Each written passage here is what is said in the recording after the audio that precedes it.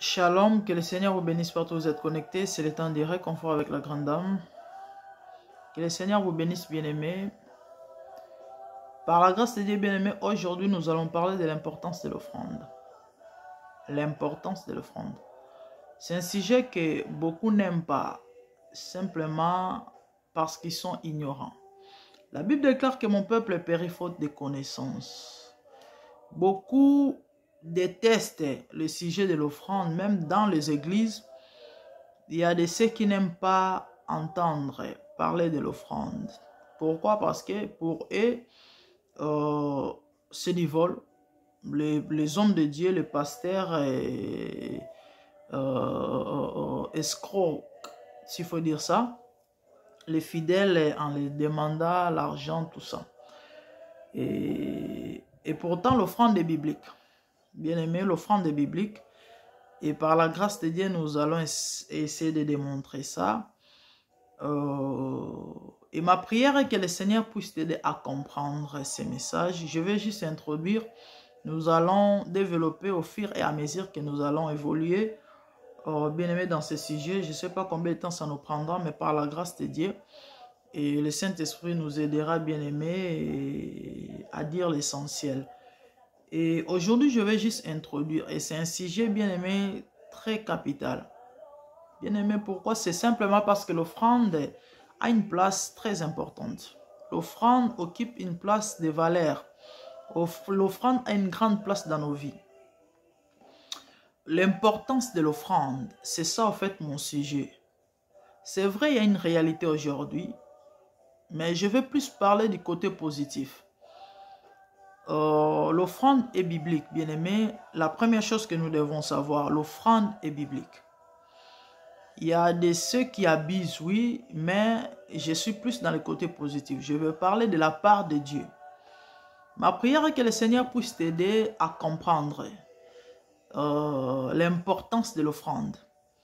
Et une fois que tu vas comprendre cela, ça changera toute ta vie, crois-moi. Pourquoi? Parce que tu prendras la chose à cœur et tu poseras des actions ou encore des actes qu'il faut.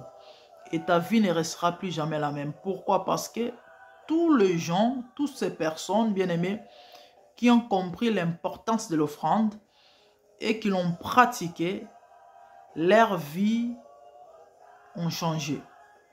Leur vie a pris, bien aimé, un autre niveau, bien aimé, s'il faut dire, à cause de l'offrande. C'est pourquoi j'ai pris que le Seigneur puisse t'aider à comprendre. Nous sommes dans le livre des 2 Chroniques, dans le premier chapitre. Vous pouvez lire tous les chapitres, excusez-moi. Et je vais commencer,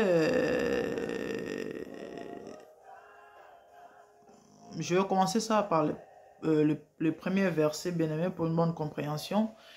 Je disais, je suis dans le livre des Chroniques, dans le premier chapitre, à partir du premier verset, la Bible dit ceci: Salomon, fils de David, s'affermit dans son règne.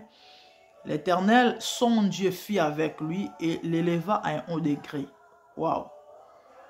Salomon donna des ordres à tout Israël, aux chefs des milliers et des centaines, aux juges, aux princes de tout Israël, aux chefs des maisons paternelles. Et Salomon se rendit avec toute l'assemblée au haut lieu qui était à Gabaon.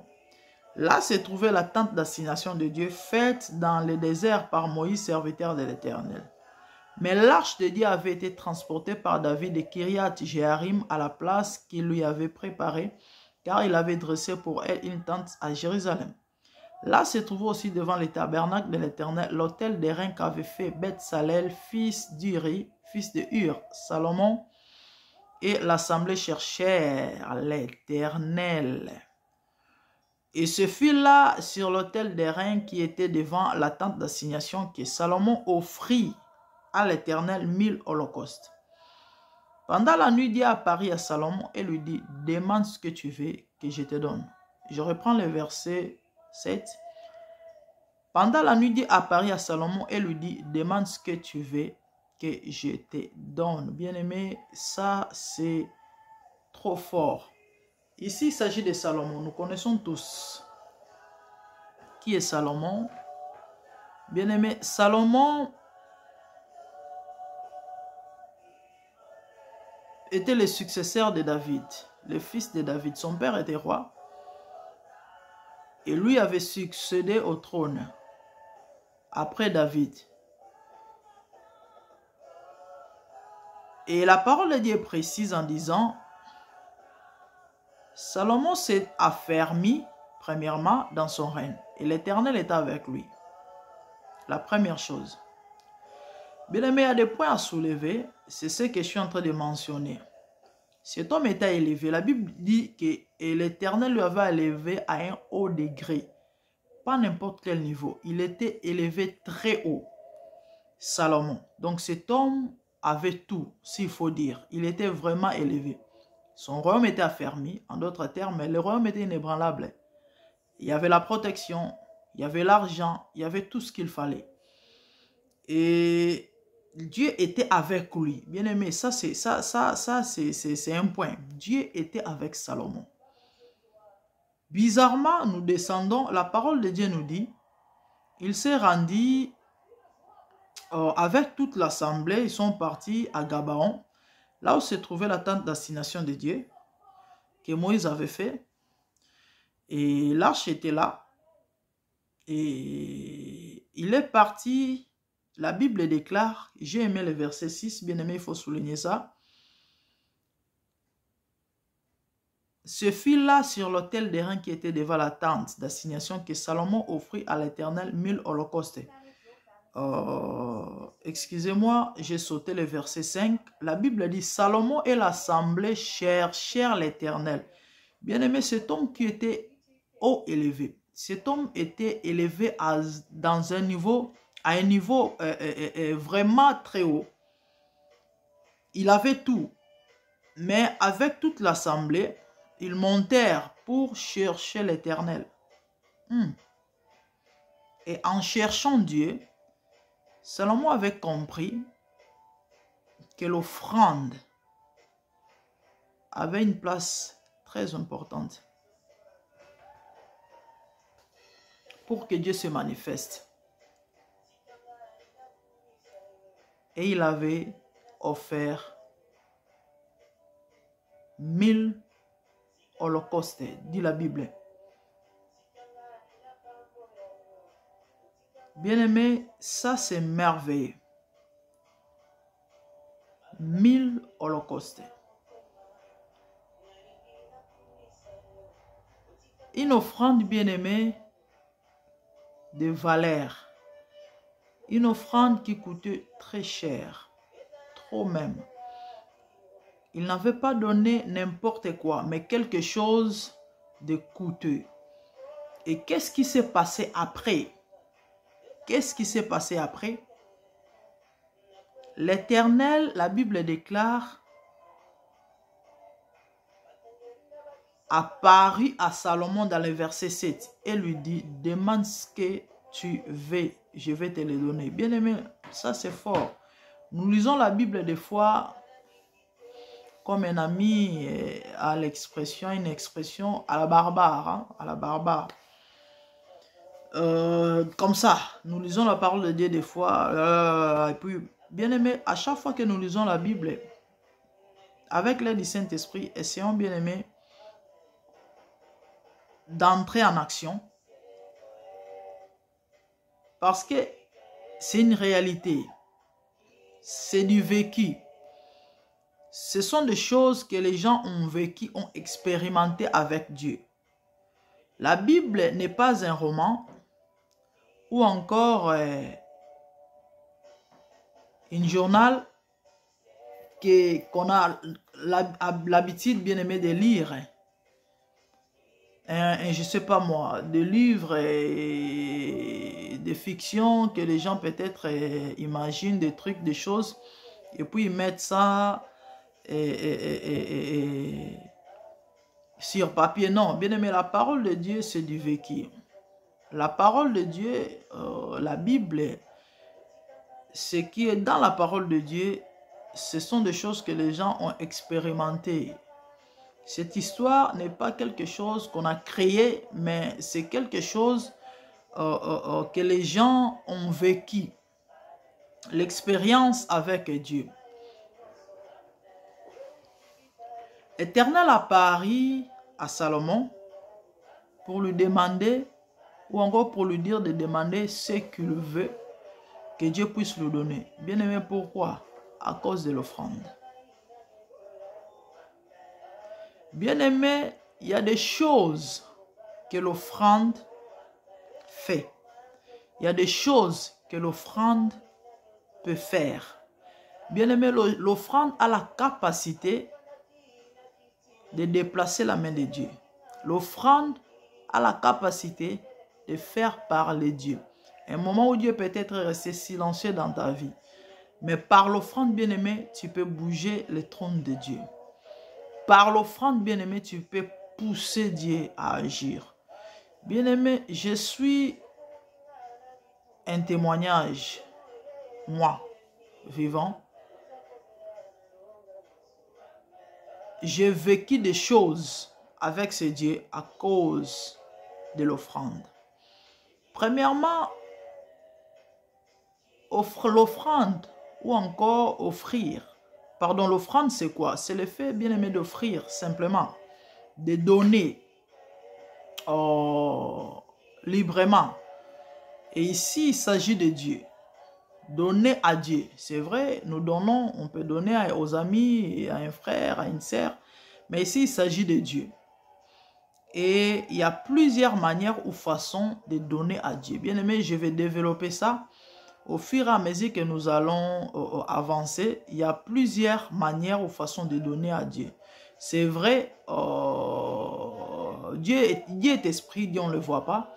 Mais il y a des représentants de Dieu sur la terre. Il y a des gens où lorsque nous les donnons, nous donnons directement à Dieu. Ce n'est pas moi, c'est la parole de Dieu qui le dit. Et en donnant ou en offrant, bien-aimé, auprès de ces gens, c'est donner directement à Dieu. Et le fait de poser ces actes peut pousser Dieu à faire de grandes choses dans nos vies. Imaginez Dieu poser la question à une personne ou à un homme et lui demande de demander ce qu'il veut pour que Dieu puisse le faire. Réalisez premièrement la grandeur de Dieu. Réalisez ce que Dieu est. Réalisez ce que Dieu a. Réalisez ce que Dieu peut faire. Et ce Dieu se présente devant un homme ou une personne comme moi et toi, parce que Salomon est un homme de même nature que nous. Tel que tu es là, mets-toi à la place de Salomon. Un jour, tu rêves ou encore Dieu se présente devant toi. Et je ne sais pas, au travers d'un homme ou parce qu'il utilise toujours des hommes. Ou dans un songe ou rêve comme Salomon et te pose la question. Ou encore te demande, te dit de demander ce que tu veux. Tel que tu es là, imagine un peu, 2 minutes ou 2 secondes, réfléchis un peu. Aujourd'hui, le Seigneur venait et te demandait ou te dire, écoute mon fils, écoute ma fille, demande-moi tout ce que tu as besoin, demande-moi tout ce que tu veux et je vais te le donner. Réfléchis un peu. Je veux que nous puissions réaliser la gravité de cette chose, la grandeur de cette chose. Bien aimé, je disais que je vais juste introduire ces messages ou encore ces thèmes et je vais développer ça. Bien aimé, pourquoi ces thèmes? Aujourd'hui, comme je le disais, beaucoup de gens traitent des hommes de Dieu des escrocs, des farceurs et consorts. Pourquoi? À cause de l'offrande. Et pourtant, l'offrande est biblique. La Bible déclare que mon peuple périt faute de connaissances. L'une des raisons, c'est simplement parce que la plupart de nous sont ignorants ou encore beaucoup de ces gens ou de ces personnes qui réfléchissent, qui pensent de la sorte ou qui disent de la sorte sont ignorants, bien-aimés. Ils ne savent pas. Ils ne savent pas l'importance de l'offrande. C'est vrai, comme je l'avais dit au départ, il y a une réalité aujourd'hui. Il y a aussi des gens qui peut-être profitent derrière la parole de Dieu pour faire ce qu'ils veulent et voler, soutirer, mais ce n'est pas mon point ou encore mon message, mais je veux parler plus du côté positif. Ce que je veux que nous puissions retenir premièrement dans cette vidéo, c'est que l'offrande est biblique. L'offrande, c'est Dieu qui l'a, comment on dit, institué, je crois. Et c'est Dieu qui a instauré l'offrande, bien aimé, dans la vie de l'homme. Ce n'est pas seulement... ça n'a pas commencé, bien aimé, avec l'Église. Ça a commencé depuis les temps anciens. C'est Dieu qui teste l'homme, ou encore pour approuver ou tester réellement l'amour des hommes envers lui. Et parmi ces moyens, il y a aussi l'offrande. Nous connaissons l'histoire d'Abraham qui voulait offrir son fils en sacrifice. Bien-aimé, c'était l'offrande. Et ce que je veux que nous puissions retenir, bien-aimé, c'est premièrement, l'offrande est biblique. Et l'offrande, bien-aimé, a une place très importante, ou encore occupe une place très importante dans nos vies. Parce que c'est biblique, c'est une recommandation. Nous devons offrir à Dieu. Bien-aimé, je vais démontrer ça par la grâce de Dieu et avec des versets bibliques, parce qu'il y a des gens qui disent de n'importe quoi en disant non, c'est l'ancien tas, nanani, nanana. Non, non, non, non. L'offrande est dans l'actualité. L'offrande était avant et l'offrande continue à exister. Et l'offrande ne finira pas. Bien aimé, même après l'enlèvement, nous allons continuer à offrir. C'est vrai, il y a beaucoup de façons d'offrir à Dieu, bien aimé. Et ce n'est pas seulement l'argent. À l'époque, bien aimé, ici, dans le passage que nous venons de lire, c'était plus des animaux qu'on offrait. Et par contre, aujourd'hui, actuellement, ce n'est plus des animaux que nous offrons, mais c'est quelque chose, ou encore des choses de valeur. Et l'offrande, bien aimé, est biblique, et l'offrande occupe une place très importante dans nos vies. Et nous devons offrir. Pourquoi? Parce que l'offrande a la capacité de bouleverser des choses, de faire de grandes choses dans nos vies. Bien aimé, c'est triste de voir aujourd'hui, bien aimé, pour finir, je vais dire ceci. C'est vraiment triste et regrettable aujourd'hui de voir dans nos églises, il y a des gens qui viennent à l'église main vide, non pas parce qu'ils n'ont pas à quoi donner, mais c'est simplement parce que ils ne savent pas, ou encore ils ne connaissent pas la valeur de l'offrande. Et lorsqu'ils donnent, c'est enrichir les pasteurs. Mais en réalité, ce n'est pas ça. Bien aimé, nous allons développer ces thèmes et expliquer plus par la grâce de Dieu. Et dans les prochains, bien aimé, vidéos qui vont suivre. Et c'est triste, bien aimé, de voir aujourd'hui, il y a des gens qui fuient même de venir à l'église. Pourquoi? Parce que ils savent que lorsqu'ils vont aller, on va leur demander de donner l'offrande ou d'offrir. Bien aimé, c'est vraiment triste, c'est regrettable de voir des gens aujourd'hui venir à l'église main vide. Non pas parce qu'ils n'ont pas à quoi donner, mais simplement parce qu'ils ne veulent pas donner. Bien aimé, c'est triste et regrettable, bien aimé, aujourd'hui de voir les gens prétendent être chrétiens, enfants de Dieu, mais tout en ignorant l'offrande, oubliant l'offrande dans leur vie. Et pourtant, l'offrande, bien aimé, occupe une place. L'offrande a une valeur. L'offrande est très importante, bien aimé, dans la vie des croyants ou encore dans la vie des chrétiens, de la personne qui prétend chercher Dieu. Parce que la Bible précise en disant que Salomon est parti chercher Dieu. Bizarrement, une personne qui va chercher Dieu, il offre à Dieu. En cherchant, tout en cherchant, il offre. Mais bien aimé, aujourd'hui, combien de personnes font cela? Nous allons chercher Dieu, par la prière, les jeûnes, et puis ça s'arrête là, point barre. Que le Seigneur vous bénisse, bien-aimés. C'était juste l'introduction, bien-aimés, de ces messages, l'importance de l'offrande. Par la grâce de Dieu, je vais développer et je vais continuer et prochainement, je sais que ça ne prendra pas trop de temps, peut-être 1 ou 2 jours parce que les gens se plaignent. Nous prenons trop de pauses pour la suite de nos vidéos et j'ai eu ces remarques et puis je l'ai pris à cœur.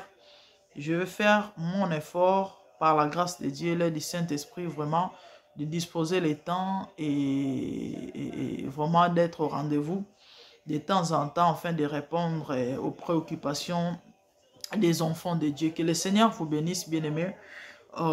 Partagez cette vidéo et puis surtout ne ratez pas les prochains épisodes où je vais développer, expliquer et montrer aux bien-aimés que l'offrande est très importante et il faut offrir. Donc, pour aujourd'hui, je vais m'arrêter là. Nous allons prier. Seigneur, merci pour ce moment précieux. Je prie que la grâce de Dieu repose sur la vie de mon frère, de ma sœur, sur la vie de toute personne qui va suivre cette vidéo, Seigneur, que tu puisses te manifester puissamment au nom de Jésus, surtout l'air éclairé, bien-aimé, afin de comprendre, alléluia, et de pratiquer ta parole au nom de Jésus. Bénis tout le monde, Seigneur, visite, transforme et change la façon de voir, de comprendre les choses, surtout ce qui concerne l'offrande, au nom de Jésus. Merci Seigneur, que ta grâce repose sur eux et aide-le, ô Dieu de gloire, à comprendre et à vivre cette parole dans le nom de Jésus. Que le Seigneur vous bénisse. Bien-aimés, ne ratez pas les prochains épisodes. Partagez cette vidéo, surtout likez et puis abonnez-vous. Et ça sera une bénédiction, bien-aimés, pour nous et pour vous. Et que le Seigneur vous bénisse et je vous revois à la prochaine fois. Merci, au revoir.